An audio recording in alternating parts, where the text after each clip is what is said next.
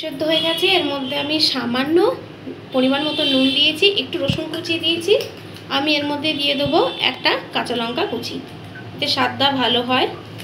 আপনারাও বাড়িতে এইভাবে করবেন। অনেকে অনেক রকমভাবে আলুর পরোটা করে থাকেন, কিন্তু এই আলুর পরোটাটা ভীষণ টেস্টি হয়। আর এর মধ্যে আমি জিরে আর শুকনো লঙ্কা যেটা ভেজে গুঁড়িয়ে রেখেছিলাম, ওটাও আমি পরিমাণ মতন এখানে দিয়ে দেবো।